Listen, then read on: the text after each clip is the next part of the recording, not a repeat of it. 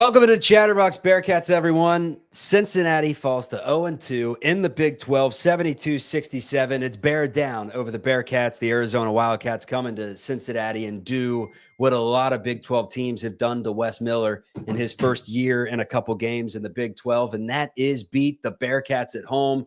And the clown wig is going on me today. Now, of course, on the other side of Cincinnati, they don't have it much better, does the other clown. But I'm the clown right now, Houdini, because I will never overreact to shit burgers in the out of conference ever again. I will never overreact to transfers committing before the season starts and stars next to people's names, because this is just a good old fashioned case of Arizona wanted this game much more than Cincinnati for 30 minutes of it. Now, UC woke up late. This was a 19-point game at a point in the second half. It was consistently 13 to 17 to 15. UC was never really in it until they made a huge push to make it a ball game down the stretch, actually tied it at 64 late in the game. But in the end, they dial up a Dan Skillings three with 25 seconds to go, down two, missed it. Before that, to go down two, it was Caleb Love just waltzing right to the bucket. He potentially looked back and gave a deuces sign on the way there. It was so easy. Zero rim protection. And then with about 9 seconds left and still a pulse if you can hit a shot, Jizzle James dribbles for about 6 seconds of it. That is agitating. This team is agitating. This program, whether it's football, whether it's basketball, the university right now is agitating to root for because they do not win home games. 4-5 last year in the Big 12 in basketball and home. The football team won 2 home games in the last 2 years, and it feels like more of the same, man. Where the hell do we start? 0-2, starting Big 12 play. We were talking about winning the Big 12. We lost to Kansas State, who was about 130 in the net, and just lost to a 7-5 Arizona team who absolutely dog walked us in our own arena. And Wes Miller, I said this on Twitter. He needs to figure out, am I a good basketball coach or am I a good recruiter? Because to come out at home, especially coming off a loss and with absolutely no energy, stagnant on offense. I mean, the list goes on and on. Our best players being no-shows. Simas Lukosius, where the hell were you today? It is very alarming. It's very concerning. It's one thing to lose games on the road. I get that. It's tough to win. When you come into Fifth Third Arena and throw up a dud and you put yourself in a 19-point hole against a very talented Arizona team at the minimum, good luck trying to win a game. Like it is unacceptable. And regardless of Wes Miller and his scheme, we could talk about that all day. Somebody needs to hit a damn shot. We shot 20% from three, and Tyler Betsy's playing. Listen, we kind of liked what we saw. He's got no business playing in this game. If he misses his first 3 threes, take him out. He's 1 of 7, 0-5. I don't know what the minutes are. Played way too long. But it is, I'm glad that we clawed back and showed some fight. But it's an alarming start to Big 12 play. Still a lot of basketball to go, but I am hovering around the panic button right now. Hey, a game where you can't hit a shot. This is the perfect time to throw CJ Frederick in there. And look, he's not the player that he was at Iowa. We all know that injuries have clearly derailed a once very promising career and a career that was really good, but it appears to be over if he can't get minutes over Tyler Betsy in this one, who goes 0 of 5 from the floor. I mean, just a couple of years ago that Coach Cal had him in their starting lineup. And right now he can't even see the floor in this game. Leader of the pack on the box score was Dan Skillings with 18, but it was Dylan Mitchell who really led the turnaround, 13 and 7. We'll get into that in just a minute, but I want to continue more on the offense, man. Going back to a conversation I heard on Mo Egger's podcast, had Chad Brendel on, and Mo asked him about 2 minutes into their hit. And he said, will this offense be good? Didn't sugarcoat it. Didn't throw in statistics or anything, although I can throw them in there right now. And it's this team consistently shoots 30% from the floor, 50% from the free throw line today, 12 of 23, and 5 of 25 from three. Hey, if you can't throw water into a boat and you're not a good three-point shooting team, stop shooting threes. Nope, 5 of 25. Anyways, Mo asked Chad, will this offense be good? And I was just waiting for Chad to say it. I was like, come on, Chad, please just give us the true answer here. Give it to us. And he said, quote, yeah, I think there's some things they need to figure out offensively. It's beyond figuring out things offensively. I'll say it right now. My New Year's resolution, I will never react to the shitburgers in the out of conference ever again, because every year I say this team has promise shooting. I said it last year. I think I said it the Mason Madsen year. I was like, oh, they got Hayden Koval down low who can stretch the floor. I think this team can shoot. I've said that for years, because in the out of conference, they play these shitburgers. They knock down shots, and then we get to conference play, and the better the competition gets, the more we see the Mick Cronin basketball. That's what it was today. It was zero movement. It was just passing it around the perimeter. It was looking for the lob, not being able to find the lob. Lukosius can't blow by anyone. It's ugly right now. Nobody's scared of this team. By the way, your best win in the out of conference, Dayton, they lost to 20 by George Washington. They lost by 20 at George Washington today to the Fighting Colonels. They lost by 20. So take that for what it's worth, Houdini. It's not well right now in Bearcats land. It's not well. We just won a home win. We're not asking for much. No, we're not. And this goes, I mean, even last year, even Vegas. And I said this is where the game started. Every time we're favored at home, you might as well fade the hell out of the UC Bearcats, because they do not. We don't protect home court advantage is gone. Like, I don't know what it is with Wes Miller and this roster. We play better on the road. And that was last year, too, in Big 12 play. Granted, we just lost to Kansas State, who I think by all accounts stinks. But he's got to make some type of an adjustment, because you're right. The offense is stagnant. They pass the ball around the perimeter.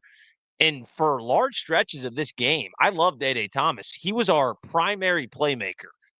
That's not a recipe for winning many games of the Big 12, man. He's like my size, okay? It's not going to work. He was 4 of 12. He had 9 points. He was great. He was fine, right? For him to be your primary playmaker, like it's got to be Jizzle and Seamoss, and those guys have just been flat out bad, like straight up bad. Jizzle's not making that mid range jumper anymore. He's regressed. I don't know.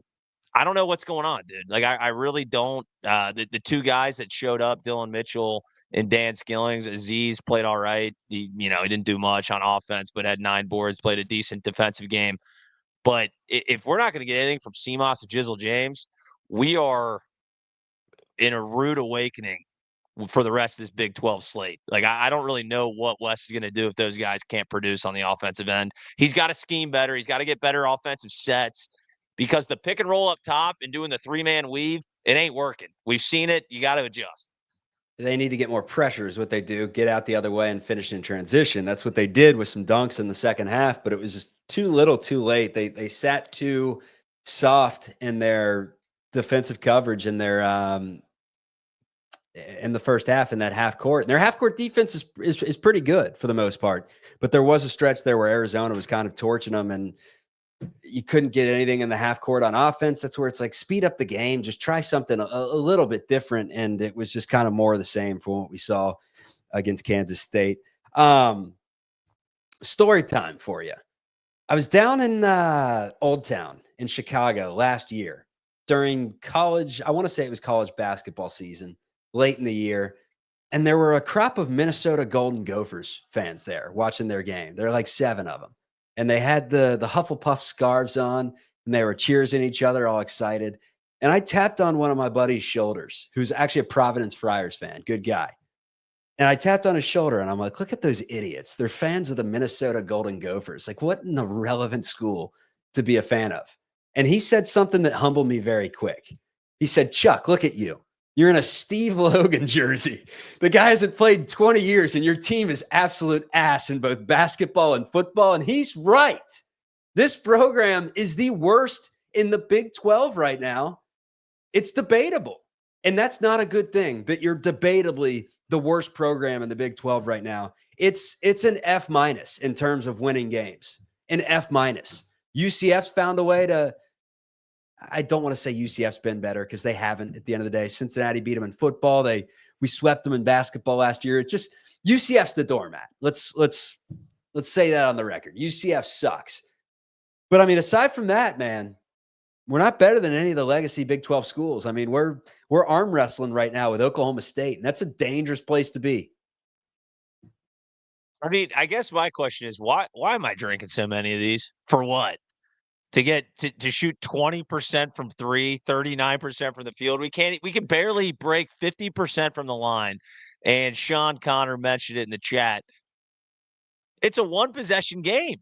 And you shoot 50% from the line. It's incredible. Like that's the game. When you're going up and it's Fran Fraschilla said it multiple times, it's a turnover.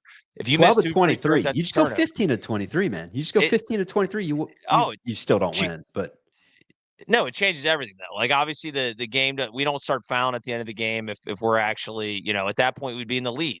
It's I don't know what it is.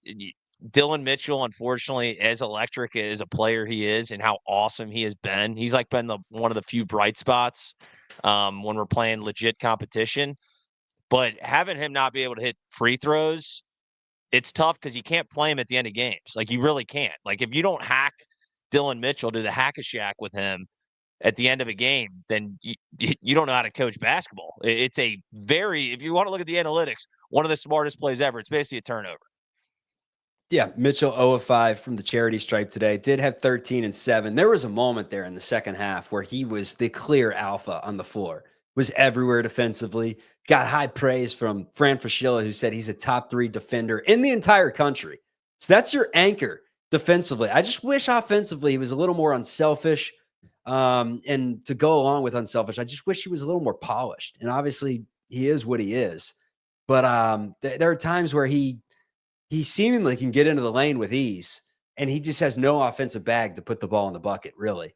And that hurts. But 6 of 8, another efficient night. Uh, hit another 3-pointer. 1 of 3 in the game has added that to the mix. And the 7 rebounds, a couple of steals, some huge breakaway dunks. Actually saw he's 4th in the nation in most dunks. Aziz Bandago is 2nd behind only Ryan Cockbrenner in the entire country in dunks. And then I saw some decent minutes out of Arrington Page today, who had 4 points, 3 rebounds in the game. Bandago had 5 and 9, 9 for Lukosius on 2 of 6. You got to shoot more than 6 times, CMOS. We were talking about him potentially being all Big 12 with the start that he had, 69% from 3. But again, the shitburgers, they fool us consistently. Although with that one, it's a little more head scratching because he was great in Big 12 play last year. It's not like a Tyler Betsy type start where it's like, oh, Betsy may be able to play at this level this early. And then you find out that it was just against, Pine Bluff. Whereas Lukosius he just doesn't look good, man. I don't know what it is. He can't really blow by anyone. And then even Dan Skillings, 6 of 14 in the game today, was awesome whenever he got to the baseline. He had 18 to lead the way. He just looks like he's lost a step in terms of his overall quickness. But still, another efficient day for Dan with 18 and 6. And then Connor Hickman, 0 points. Used a scholarship on him and expected him to be somewhat of a microwave off the bench. He's been anything but. He missed a dunk. He missed a floater. He got burnt. He's irrelevant at the end of the day. I hate to say it. No, I mean our bench is an issue. We were talking about how much depth this team had. If Connor Hickman, all signs are pointing towards he's going to be a 0. And I've said this multiple times. That's a big problem. Like we were Connor crying, Hickman, dude. You and I were crying in 212 in the upper deck when they were playing Ohio State. They went with the hockey sub, 5 deep, and the second unit was throwing lobs. And we looked at each other. I gave you a hug, and I said, "I love you. I love you, man. This is great." And I mean, this is dog shit. This is terrible. What are we doing? It would have been one thing to lose a shootout, you know what I mean? Like this was just it was painful to watch. It was Mick Cronin-esque minus. I don't know the last time Mick Cronin was down 20 points at home to anybody, like straight up to anybody. And I know at the end of the day, our half court defense statistically is fine. We were letting them blow by us and get to the rim. Every shot we took was tough, contested. We really had no business being in the game. I'm glad they clawed back into it, but Wes Miller's got to take a long look in the mirror, man. And things need to change, and they need to change quick because you see Twitter is on his ass. And I'm part of the brigade too, because he needs to start winning some basketball games, and the schedule doesn't get easier. Like, let's be real. We could be looking at 4 straight losses, and then it's like all of a sudden morale in the team starts to drop. The sky is falling. People aren't showing up to the arena. This could get ugly quick. He still has opportunity to change that. And I hope he does. I've been the biggest Wes apologist, I think, probably in the country until I saw Kansas State and Coleman Hawkins, that jackass, put us in a blender. And now I'm worried. I'm actually worried. I'm hovering around that panic button, not quite hitting it yet. 2 games into the season in Big 12 play, but he's got to make a change. He's got to do it fast. Well, you see how quickly good coaches can make changes at programs. You look at what Pitino is doing at St. John's, and people want to talk like Wes Miller is the heir apparent to Hubert Davis when he gets fired at North Carolina. Like, look at what Pitino has done at St. John's. Look at what Wes Miller has done at Cincinnati. The answer is nothing. Hasn't taken him to a single NCAA tournament. It's year 4, everyone. I would love to see Bunker Boy's bracketology come out next week. And here's the thing, since he still has no like terrible losses, right? Villanova on the road keeps looking better. They're good. But at the same time, we have no good wins. And this team can't win at home. They can't win Big 12 games at home, apparently. And Arizona, I mean, on paper, very good. I think they're going to be a good team when the season's all said and done. 4 or 5 seed range, good. So it's not the end of the world when you look at it from that sense. But the schedule doesn't get any easier. And you are staring 0-4 straight in the face. That game coming up against Baylor is huge, and it's the eye test. It's like Bird Box out there. I mean, it stings. It stings the nostrils. It stinks. It smells like Coach Broadbeck cut some ass up in 218 in the arena. I mean, it's silent. It just, everyone's plugging their noses, closing their eyes. The team had 4 assists in the first half. I was covering the Warriors game 2 nights ago. They had 42 assists in the game. The ball was humming. It was poetry in motion. It was beautiful. The split offense was amazing, you know? And then you watched the Wes Miller run offense today with 4 assists in the first half, 2 of them on lobs. That just means it's ISO basketball. It's shooting bad shots, man. And unfortunately, I don't really know how to get better looks without changing personnel, which you can't really do at this point in the season, because if CJ Frederick is apparently unplayable, you don't have any more shooting to put in there. I mean, Josh Reed's moonball. Yeah, Josh Reed's moonball is going to save this team. No, what I think they need to do is he needs to make an adjustment first off to the starting lineup and sacrifice some defense and go small. We can't continue to watch this team. They clog the paint. It feels like they're playing on a middle school court when they're on offense. There's no space. But the starting space. lineup was the lineup that gave us good runs in this game. No, like we started off fine and we finished all right. That is fine. I've seen it too many times. The paint is clogged because you got 2 guys. You essentially have 3 guys that can't shoot the basketball, and that's Dylan Mitchell, that is Aziz Bandago, and that's Dan Skillings. And Jizzle James statistically right now can't shoot. James you can't throw water into a well, man. Like they gotta. I don't really care what they do and who they play per se. You got to have 3 shooters on the floor at all times, and Connor Hickman not being good that makes that a little more difficult. Tyler Betsy not being able to hit 3 makes it very more difficult. They got to do something and switch up the way the offense is being run. Obviously, like I said, Wes needs to develop some type of emotion offense. It doesn't consist of Jizzle James dribbling the ball for 20 seconds and Dan Skillings launching. He had 7 3 attempts today. I never want to see a game where Dan Skillings shoots 7 threes. I really don't. He's not a great 3-point shooter. If he's wide open, sure, I'll let him take it. But they got to make some adjustment, even to the starting lineup. Like something needs to change. What it is, I don't get paid $2.5 million a year to figure that out. I hope Wes makes some type of a change because I think we've seen enough that there's an adjustment that needs to be made. You mentioned the Barbarians are starting to rush the gate, man. Once a fan base turns on you, it's not good. And there's still, look, I'm sure Niehaus is stomping his foot right now. I'm sure he was booing Wes on the way out of there. I mean, that man wears his heart on his sleeves. at Bearcats games. Like, go give him a handshake if you see him at the games, and be like, Nick, I respect everything you bring to the table. As a Bobcat alum, I respect everything you bring to a school you didn't even go to. But that man is fired up about his Cats, and I mean, to the Barbarians right now that are at the gate, Lily's probably not going to be one of them. He's told us many times he views sports a little bit differently than us, and that's probably the wise way to do it, right? You don't turn on a coach on January 4th when you still have the number 16 next to your name. You just don't do it. But I'm a firm believer that this is a really good basketball program. The statistics back it up. It's year 4. If this team misses out on the NCAA tournament, I would sacrifice Sean Abayev, and I would say, I'm ready.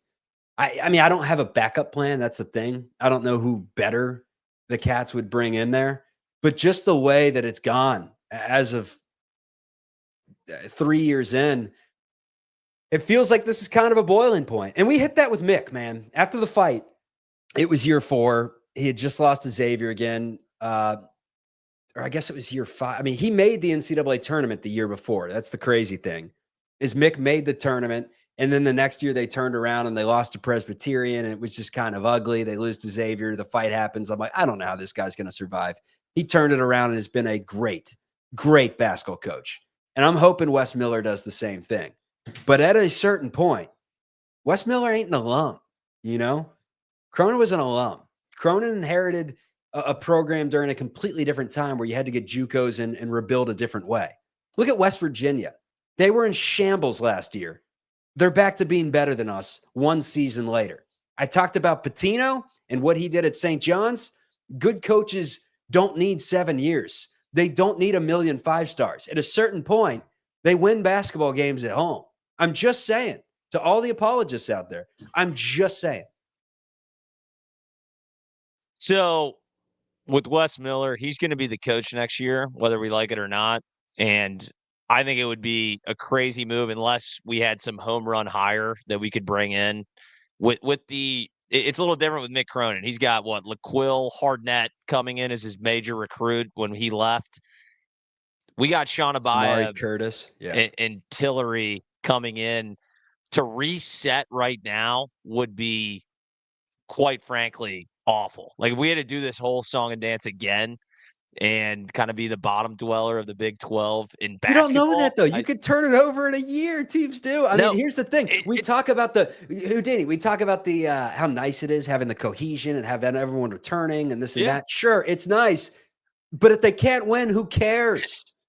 right. No, you're 100% right. I'm just saying to do that right now it's not. First off, it's not going to happen. No, We it's know not. that for a It's fact. January, first of all, and it is not Yeah, going to happen. Like, I think they can miss out on the it's tournament, and they're going to give him year 5, which to me is whatever. his seat will be on. If we don't make the tournament, then I think the proof is in the pudding that Wes Miller can't coach basketball. Like, I'd rather have myself out there running sets for this team than Wes Miller. If this team can't make the tournament with the guys we returned, with the transfers we got With the third allegedly, team player from the MVC, you know, like Connor Hickman was third team all MVC. Dylan Mitchell's like an NBA prospect. You return everyone from a team last year that was starting to figure it out late. I do think they're going to figure it out. That's the nice thing.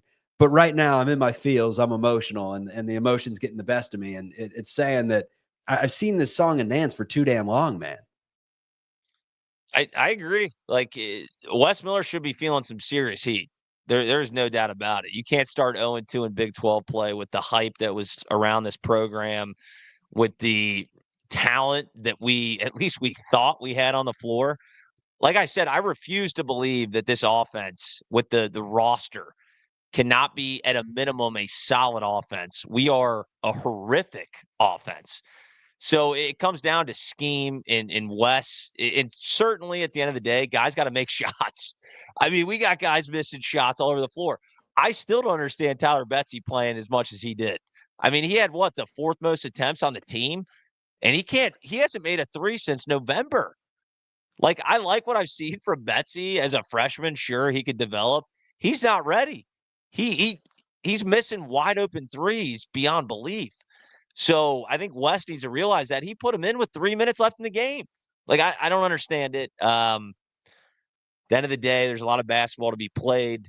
We have a ton of quad one opportunities in front of us, but we got to start turning on the gas soon. Otherwise, I mean, this could be a disaster. So as a producer, I'm given the keys to pretty much do whatever I want, the keys to the kingdom of the show. And what I've just done is in the chat, for those of you that are watching live, I have dropped the StreamYard link. And if you click on that and copy and paste it to your browser, you can actually hop on the show. We will take questions from the faithful, a little mailbag. It's like a call-in show at this point. If anyone wants to hop in there, if not, we're going to end it here in a couple minutes or so. But man, crowd got involved in the second half, but there was like a 10-minute period there, Houdini. Oh, look at Debo.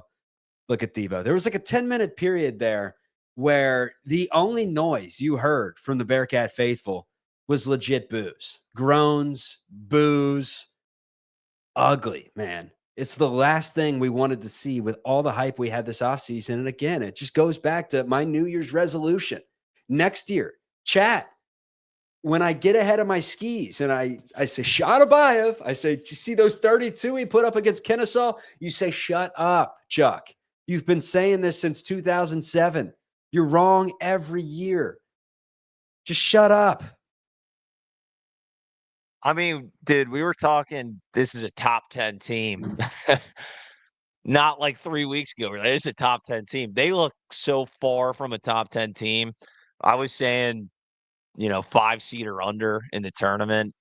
We're going to be scratching and clawing to get in the tournament if we can't figure something out. It's just sad. It's just sad. Now, like the Bengals' outlook might look better than UC's, and we need like a miracle. We have like a 12% chance to make the playoffs. It is the nice thing with college basketball is even in years past, you can look at what happened in December and January, and all of a sudden a flip switches and things change. I'm praying to God that happens. I have not seen Wes be able to. Oh, the shot doctor. He's right. For those of you listening, Gray Bush Live said, I thought we It's one hired a of our shot guys. doctor. Is he a quack? He might be. He might be, because this team cannot shoot a lick. I mean, if you got rid of the Arkansas Pine Bluffs and Gramblings of the world, this team has to be shooting 15% from three. And they can't shoot a free throw either, which is kind of the first thing you go to as the quote unquote shot doctor. It's a struggle. I think the first thing we need to do, Chuck, is maybe do some free throws in practice. Maybe just practice those, see if we can make them. And I mean specifically Dylan Mitchell and Aziz Bandego. Get to the free throw line. Get some shots up, for the love of God. It's all they should be doing is getting shots up. I mean, good God. We got Fanta on Twitter. John Fanta, everyone's favorite Bearcat hater.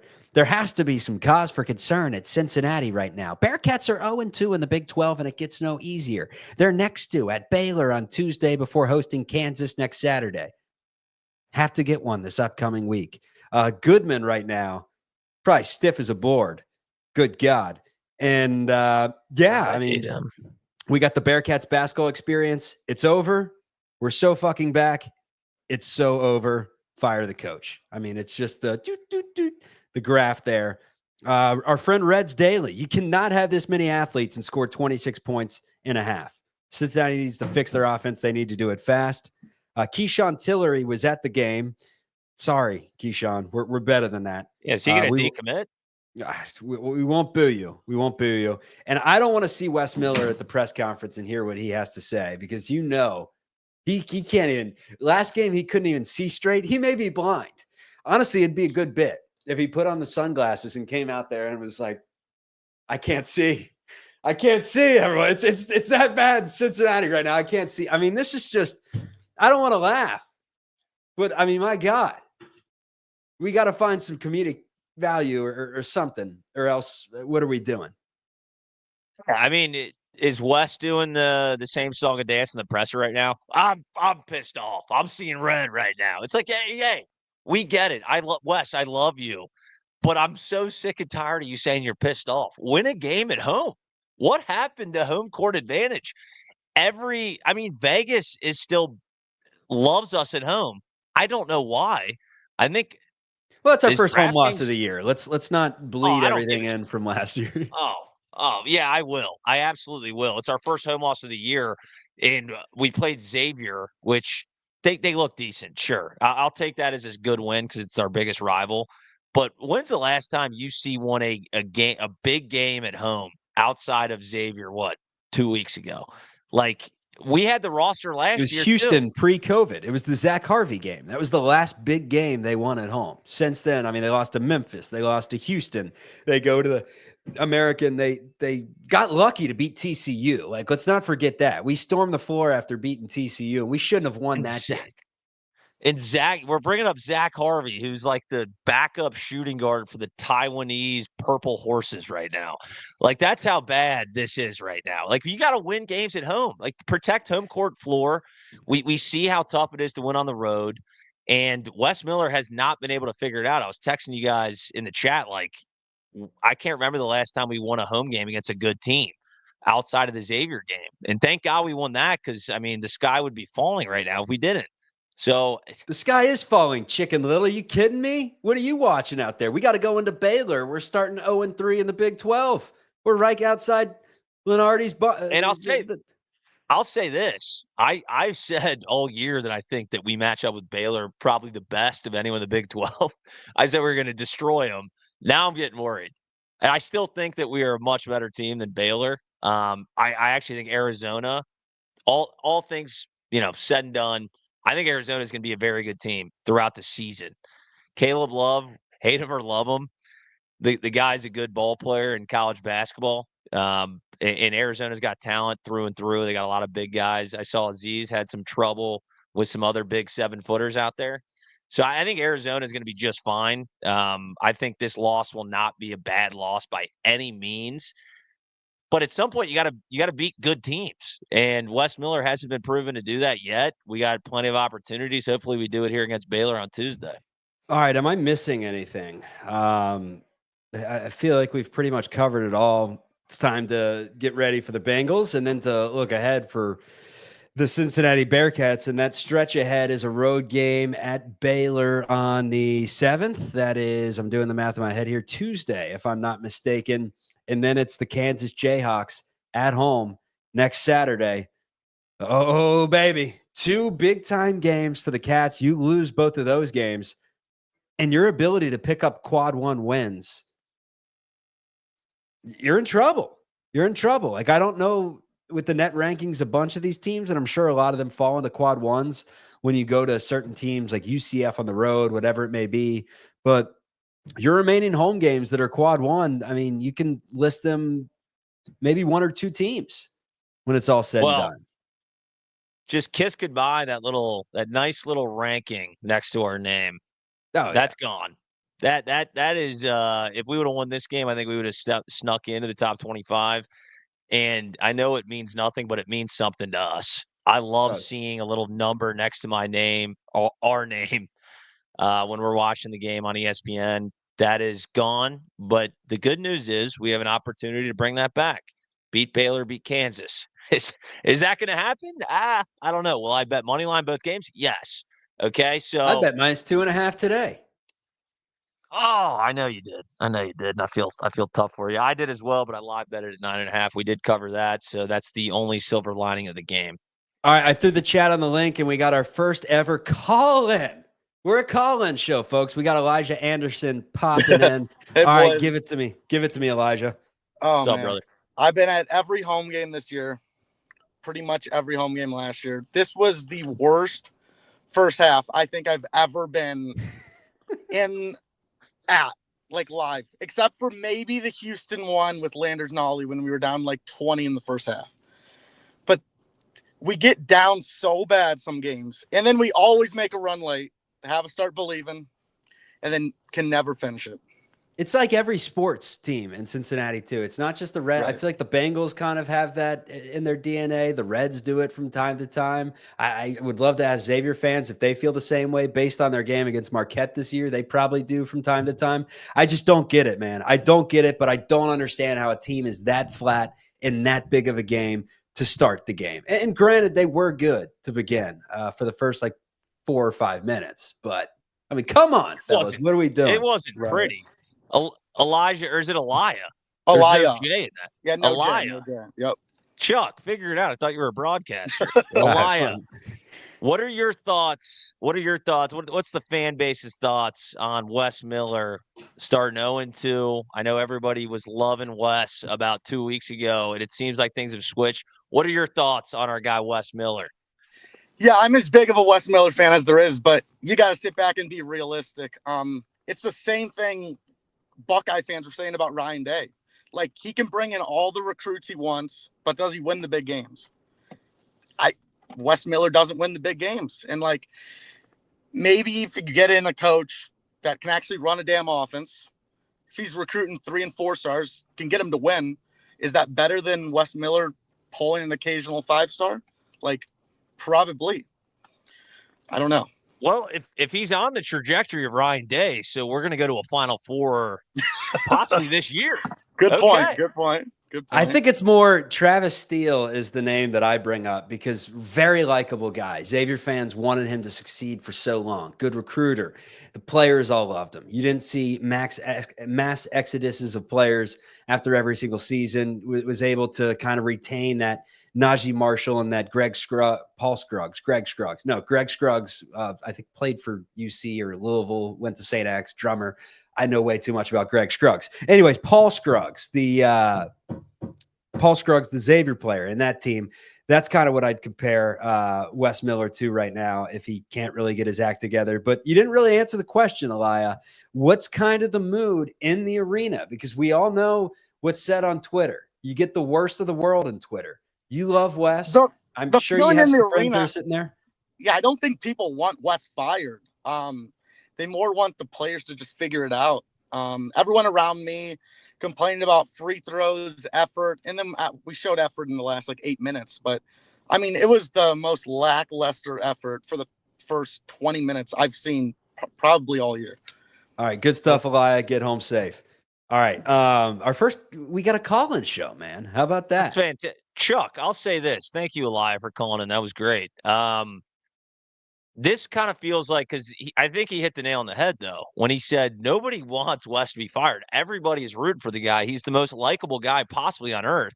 It almost feels like it's like you're watching your kid out there, and you've been saying he says all the right things. He's got a good head on his shoulders. You know, he works hard, and you're telling the coach he needs more PT, and then all of a sudden he gets in the game. And you watch probably 6 or 7 of them, and you go, holy shit, my kid stinks. He's not any good. Wait a minute. What? And everyone's like, God, we were rooting for this guy. And that's what it's starting to feel like, that we're all rooting for him.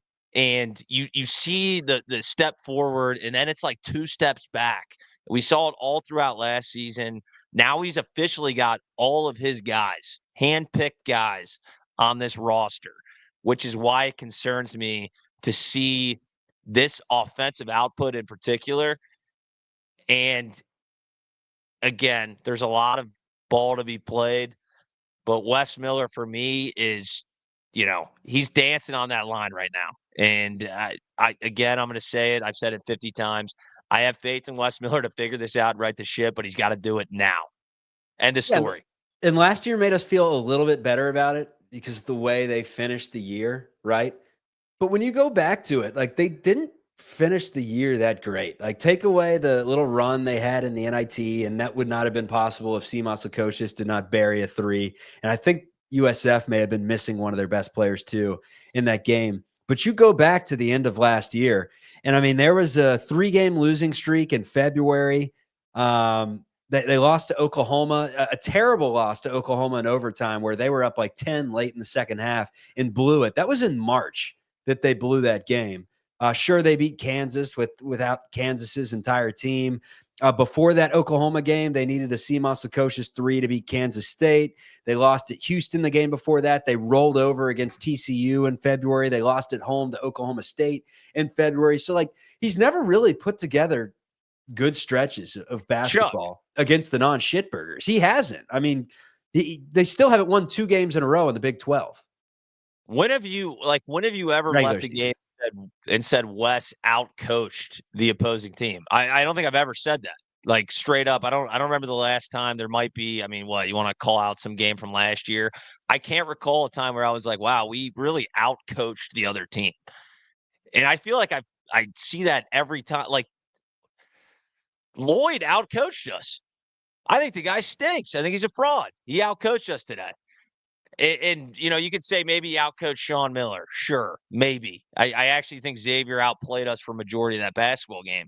So that's where I'm concerned. And, I mean, we can beat a dead horse all day.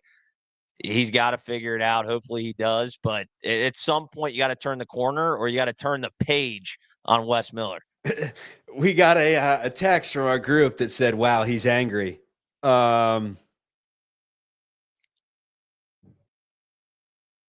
Oh, yeah, he's pissed off. What do you know? It's cute when we lose some games, but when you lose all of them, Wes, it starts to piss me off. Okay. Oh, my God. So the Bearcats missed 20 of 25 3-point shots, 19 of 39 2-point shots. They miss 11 of 23 free throws. That's where we are with this team right now. Still plenty of chances to get the wins they need to make the NCAA tournament. The sky is not 100% fallen, but they better go to Waco and win the basketball game, or I swear to God, those barbarians may be slipping through the gate. And that's the last thing you want. Those ushers at Fifth Third Arena are going to be holding back the bar. It's the last thing you want, man. You do not want this fan base to turn on a head coach in January. It matters. No, it certainly does. And things got to change. Again, plenty of opportunities. We win at Baylor. Everything's good again. But there are cracks. You said the sky's not falling. There's cracks in the foundation of that sky right now. Okay. And we're putting some caulk in there. We're trying to make sure that thing stays where it's supposed to be. But we got to turn the season around because with the expectations coming into this year, we were talking top 10, dude. This team is nowhere close to that. This is a borderline NCAA tournament. We don't know what right this now. team is. We don't know what this team is. I mean, let's put it this way. They were down 19 to Arizona. They tied that thing up. Terrible teams like TCU just got waxed to Arizona. Like terrible teams roll over in that game and they lose by 19. This is not a terrible team. However, what it is a physically gifted team that was able to beat the likes of Xavier and Dayton because they flat out out-athleted and out-talented these teams. That is due to Wes's recruiting, yes. But whether it's roster construction, whether it's the offensive scheme, I don't know what it is. They are not beating teams based off the fine lines of basketball, making free throws, protecting the basketball, getting timely rebounds, all the things that matter in this game. They're just not. Absolutely not. And I can't believe they only finished with 11 turnovers. So I think they had about 7 in the first 10 minutes. Cleaned it up a little bit. That's why we got back into the game. But changes need to be made, whether it's scheme, whether it's rotation, whether it's guys that play the most minutes. Things need to be changed, and let's just hope they do that. Oh, no! We suck again! All right, give us a little Debo shot for the way out. Is he sitting back there? Yeah, well, camera shy. He's got right. beef sticks in front of him, so yeah. At least somebody's enjoying their Saturday, brother. Hey, you enjoy your Saturday night. Do your best to enjoy it. Debo, how are you, buddy? Take them on a walk. Drink those Cincy Lights. I need like 40 of them down from you today. We need more NIL money. We need a shooter. Third team all MVC is not good enough. We need first team next year, Houdini. Good to see you on the microphone again. It's been a while, man. The show's over, Houdini. You can let your dog do whatever he wants. He just ate like an entire stuffed animal, so we got to figure this out. All right. See you, brother.